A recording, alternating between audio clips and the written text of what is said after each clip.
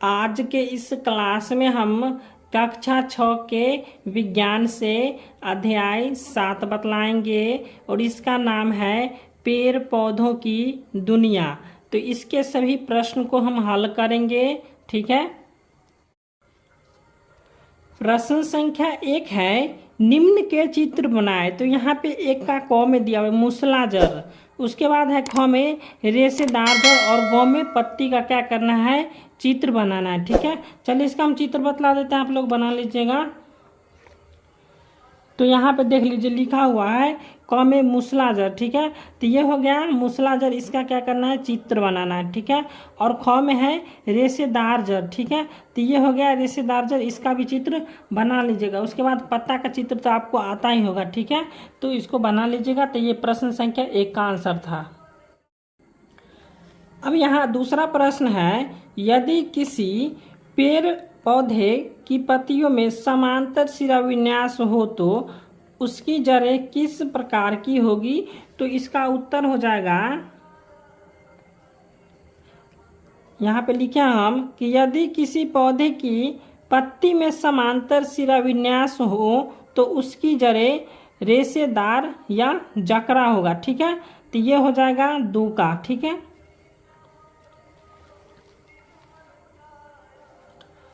अब तीसरा प्रश्न है, यदि किसी पौधे की जड़ जकड़ा हो तो उसकी पत्ती का शिराविन्यास किस प्रकार का होगा। तो इसका उत्तर हो जाएगा, यदि किसी पौधे की जड़ जकड़ा हो तो उसकी पत्ती का शिराविन्यास समांतर होगा। तो ये हो गया 3 का। अब यहाँ पे चौथा प्रश्न है, निम्न में से जालिका रूपी शिरा विन्यास वाली पत्तियों का अलग अलग समूह बनाए।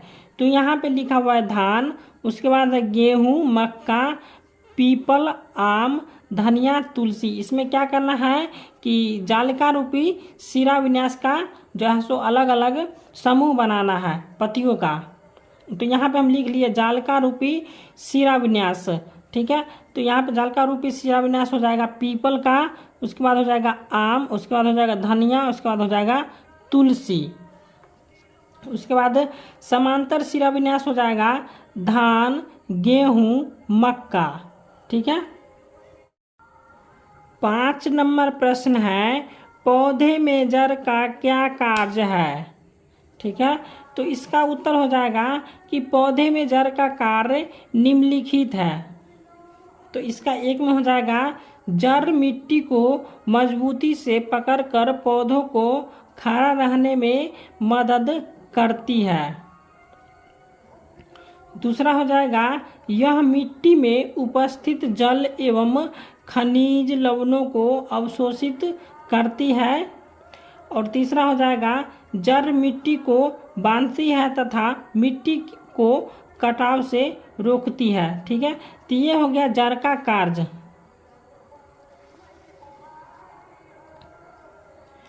अब छठा प्रश्न है, तना के 2 कार्य बतलाएं।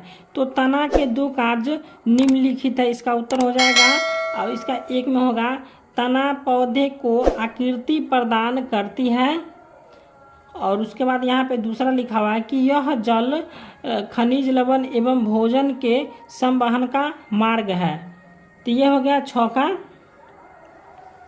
अब यहाँ पे 7 नंबर है, जड़ कितने प्रकार के होते हैं। जड़ 2 प्रकार के होते हैं, पहला होता है मूसला जड़ और दूसरा होता है जकड़ा जड़, झकरा है। ठीक है, झकरा जड़ है, ये हो जाएगा।